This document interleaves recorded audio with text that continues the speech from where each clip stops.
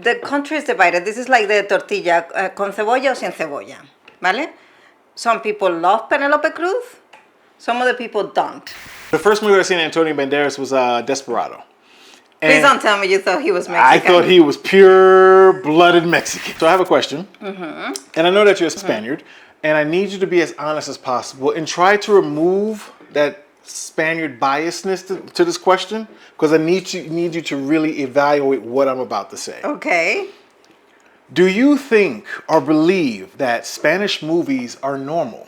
Yeah, absolutely. No, see, you answered it too fast. I don't think you understand the question. What do you mean normal? Like normal can be a very subjunctive word. No, it's not. It's normal. Like normal is normal. This is not no arbitrary like normal. This is regular, old-fashioned, normal life. Do you feel that okay, you have some balls to come and ask that question when your movies are, oh, I'm in the train, in the New York subway, and I look at you and, oh, you're so handsome, and you're like, oh, you're so... It happens. Whatever. It happens. And then happy ended. That doesn't exist. It happens. You have homeless people in the subway getting between other people. You can't even look people in the eyes.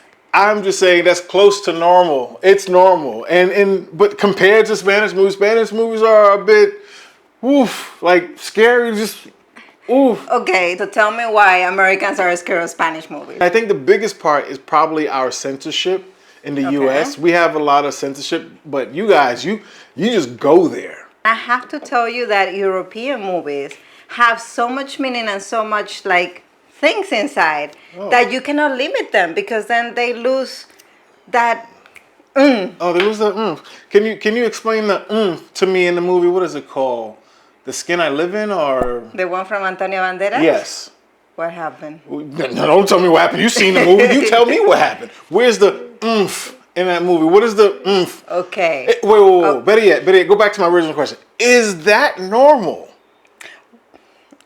Exactly. It is not normal. No. But what I want to say is so politically incorrect right now that's why I'm hesitating to say it. But that could be normal for some part of the population in the U.S.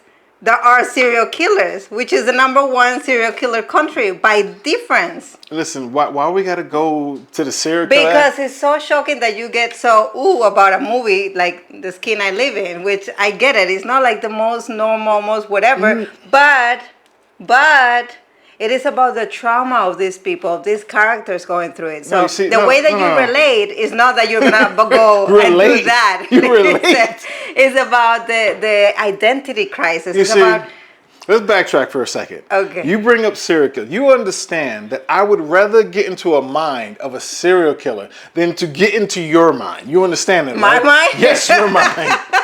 Yes. What have I done? Because at least a serial killer, like he has a focus, or she has a focus. It's just, I know what I'm getting. They are doing one thing. That is their focus. In your head, I have no idea what's going to happen. That's scarier than a serial killer's head.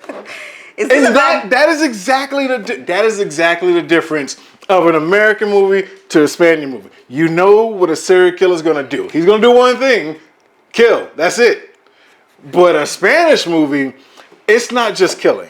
It is not just you going to die. It's not just that. It's a whole level of other things. It's about the process of, and that's where you relate when you learn about the process and the history and the story of the character, not about the matter that is a serial killer which is not the case of La piel en la que vivo, pero you know what I mean. He turned a dude into a woman, and then that woman... But it's about the suffering that he had because what he had lost.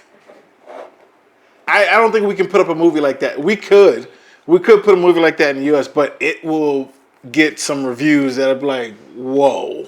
The other aspect is that your movies, and this is why I do like Spanish movies, the range on your movies is insane. Yeah, it is crazy. And we don't spend near the amount of millions of dollars that American movies spend. Here in Spain, and I'm not saying that making movies is cheap, it is true that the movie industry here goes through a lot of problems because there's not enough funding for many reasons. But with all those issues, we make really good movies, and to your point, huge range of movies, right? Like you can go from horror movies to Yeah, horror movies are great. drama, And it's comedy. the romantic comedies. I love the romantic comedies. But for me, like, what was that last movie we watched? Bajo Terapia? Terapia. Bajo terapia. Terapia. That movie, oof, that was good. See, that to me is range. The ending in that movie, so good. But again, that kind of movie doesn't exist in the US anymore. Maybe back in the day we were good with some movies like that, but now it's just It's predictable. about how flashy you are or how tremendous you are. And don't get me wrong, I absolutely love the end of the world kind of movies in the American studios. Like I really enjoy those, and I love going to the movie theater and like hear all the Dolby surrounding and everything. Like I love that. But don't you have that experience here? Yeah, but we don't have like movies with the end of the world like that. Like Like the apocalypse Armageddon. Armageddon? See, we don't have movies like that, and I love seeing movies like that because they're like, the war is ending. However, the storytelling in Spanish movies, like that movie that we just talked about, Bajo Terapia, which by the way was your first movie that you watched fully in Spanish. Yes. Subtitles in Spanish, and you did really good, by the way. So congratulations. But you had to, I wish sometimes I had a mirror or a camera recording you because your face at the end of that movie. That ending was so good. I don't want to ruin it for anybody to go and watch it. But you did not expect it whatsoever. I didn't either. So I didn't expect it. And that's the reason why I can get into so many Spanish movies, because with the range of your movies, a lot of things are unexpected. It's not so predictable like American movies. And this is why we celebrate movies with big twists in the US, because when we get that one movie like The Sixth Sense, the one and only. That has a great twist at the end. It's like, oh yes, that's so good. And that's why people still talk about it till this day, because we don't get a lot of those. Yeah. You guys have a lot of movies that I see and way different than what I've imagined. Yeah. And that to me is good. Yeah. The other thing, the characters in the movie, the way you guys build your characters is completely different. I'm one of those guys that can get easily turned off from a movie when a character does something that's outside of its character. Which is very frustrating to watch things with you, because I understand that you see those things and you're like, oh no, I can't see this anymore because this doesn't make sense. I just turn it off. But I still want to watch it. Even if I'm turned off, I want to know what's going to happen. But it's that for me as a video editor and as a filmmaker, those things bother me. When you're a storyteller and you're doing this, those little details drive me mad. Like, what was the show? Jessica Jones. Yes. I know you like that show. I was getting into it. The character that's playing Jessica Jones, I really like her as an actress. But in one episode, I watch her stop a car with one hand, break a punching machine, even lift up a car. And then she's fighting dudes and she can't knock them out, like 2 or 3 punches, and these dudes are still getting up. Psychological drama in there. What you call that is bad writing. And I still haven't watched that show because of you. You can go back and watch it. Just don't expect me to be there with you. Since we're talking about characters, there is one show that everybody around the world absolutely loves, and you haven't watched after season 1, I believe. What? La Casa de Papel. Oh, don't. So what happened, because we're talking about Spanish movies, this is a Spanish TV show, but it has the intensity of a movie. It has the color grading of a movie. It has so many elements that, to me, it makes a great show. And the fact that it was so worldwide known, I was so proud. I'm like the guy from the Fat Greek Wedding. I'm the father. Like, I'm so proud of everything. Give me a word, I'll tell you the Spanish root of it. And please explain before everybody comes and kill you. I think the show is good. Maybe we do need to return the show. I can give it another pass.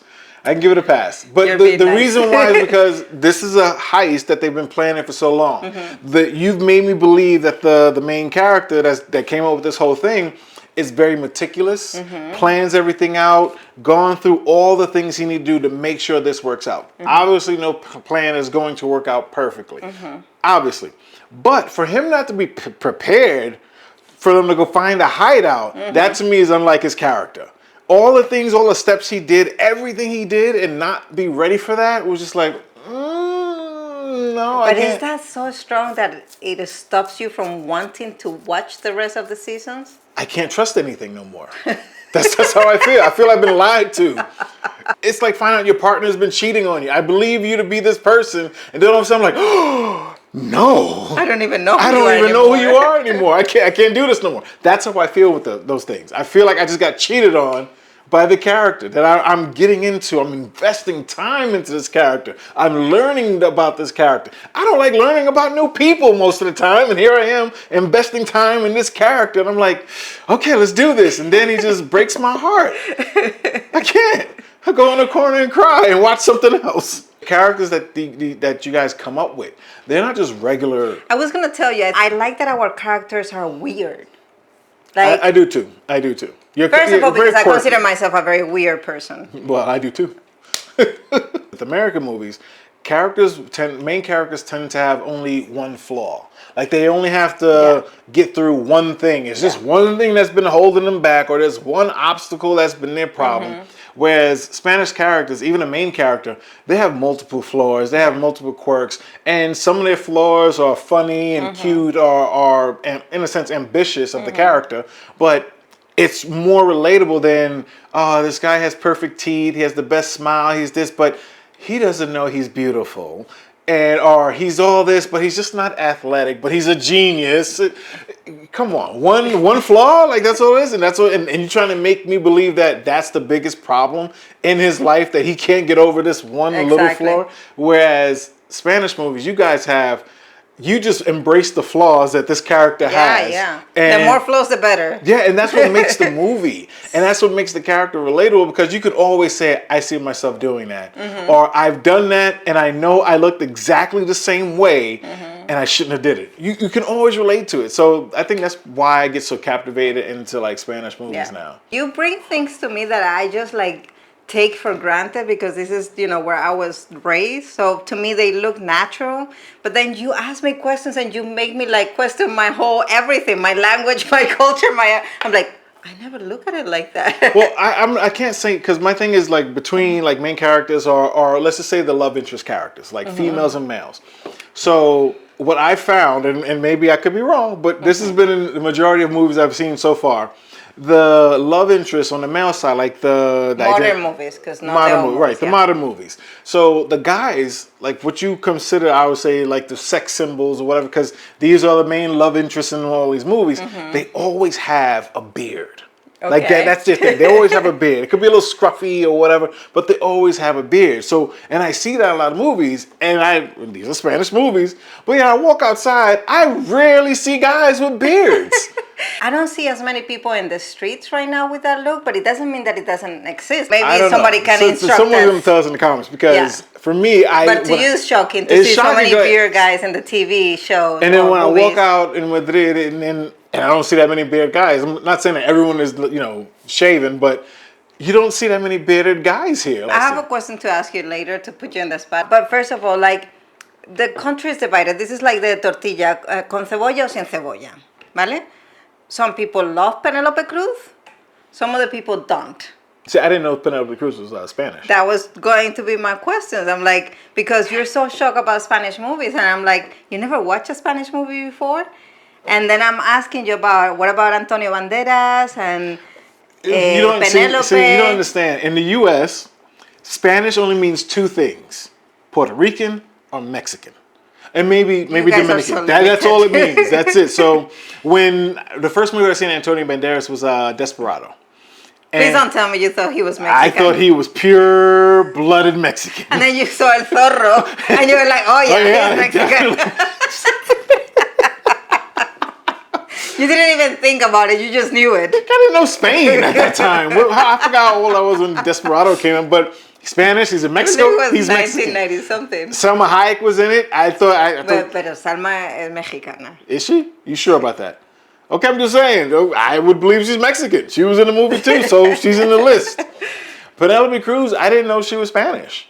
Really? You didn't? I didn't even know she was. I didn't know she was Spanish, like speak Spanish or from Spain. I just thought. Oh, you didn't even know that she spoke Spanish? No, I just thought she was a white woman with a weird voice. A white woman with a weird voice. Yes.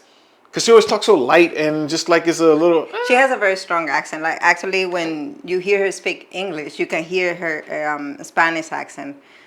See, you gotta remember, when I first seen Penelope Cruz and heard her talk, I just thought it was something unique to how she speaks or whatever, but I didn't think that she was Spanish. That never came into mind. I was a kid. Why would I be thinking about that? You're making it sound like you're in your 20s right now and you're in your 40s. I am in my 40s, but when you were not a kid when you saw Penelope Cruz the first time.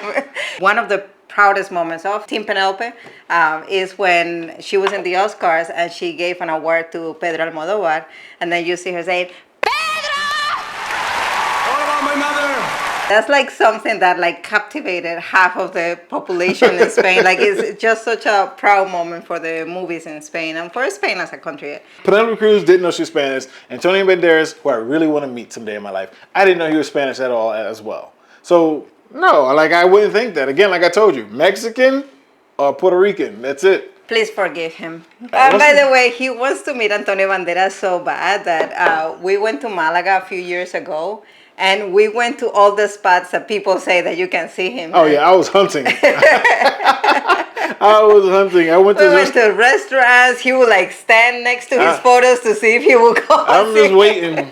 Just waiting. How do you feel as a Spaniard when, let's say, one of your stars here in Spain go to make an American movie, but their role is like a villain? Is that something that bothers you, or is it like you don't care, you're just happy for them? We don't care, we're just happy for them. Like Javier Bardem, when he did No Country for Old Men. I think that's like, oh my God, it's one of the best, newest American movies that I have watched, and it's just because he was in it, and his acting is so freaking good, and he wasn't a good guy in that movie. No, he wasn't. So, yeah, no, I don't think that we have a problem with whether they're good or bad. It's just that they're over there and they're representing and they're doing a good job because we have really good actors. Oh, that's a good question for you. You're in a movie and you got this character plays a really bad guy role or whatever, or he does something really bad. Do you guys like get upset with the actor in real life for doing that? Because in the U.S. we do. You have people that someone plays a really bad guy like role. Like the guy from Karate Kid that everybody hates, the bad guy, the blonde guy. Yeah. So that's a real thing. No. We get upset with those characters. That some people play those characters so good. We understand acting is a job here. We take it We're serious. smart. We don't confuse reality with fiction. We take it serious. Like when the character is so bad, he played a role so good, he does some horrible things. Like for instance, the guy from 9/9, the captain, Holt. See? I didn't like him in anything. But you didn't like him because you didn't like his personality. I didn't like him because I didn't like his personality in every movie he played. But I didn't know who he was I don't know him personally, but the roles he played. And you almost cried the day that they said he died. He passed away. He's I know, it's so sad. So sad. No, I think that we dislike famous actors or actresses because of who they are as people, not because of the roles that they play. Like, you know this, I'm very vocal about it. I cannot stand Russell Crowe. Crowe. That Australian guy, I cannot stand him, and I think it's because he's very pretentious. Well, that's what they say about him in set it's too. not about what they say. You just have to hear his interviews. Like he's a pedante. So I don't like him. And there are movies that I've been wanting to watch and I haven't watched because he's in it. So you see, you have it. Pero no porque sea el personaje, sino porque es la persona. ¿Sí? La persona, no el personaje. Te quiero. Te Yo a quiero ti. mucho. Now I'm going to tell you something in the section, explain it to me, that I'm sure you don't know. Please explain it to me. And I know you don't know because you don't care about these kind of things, but I think it's important to appreciate that the word doesn't go around the U.S. And so everybody's so obsessed with the Oscars, but we do have our version of the Oscars here. Oh. And it's called Los Goya. Goya? Like Goya. Like there was a painter like in Spain. Goya? Goyc. Like Goya beans? Yes. Where do you think the name comes from? No comment. Anywho. So yeah, our first edition was in 1987. So I believe the first Oscar thingy was in 1929. So obviously there's a lot of years in between. But it was a way of recognizing our stars and our filmmaking and film industry. And the Goyas are celebrated in different cities. Yeah. Is it something that anyone can attend, or is it like only for like the stars to attend? Oh, that's a good question. No, I see every year when I see the Goyas, I see people in the public. So obviously outside standing while everybody goes, Yeah. but it's also in the public, like in the theater where it happens. I believe you can buy a ticket? to go in. I don't know how much that is, but I believe Okay, you can buy a okay. ticket. I Yeah. like this. Are your categories different than in the U.S.? Do you have categories for like the weird things you guys man. do in movies?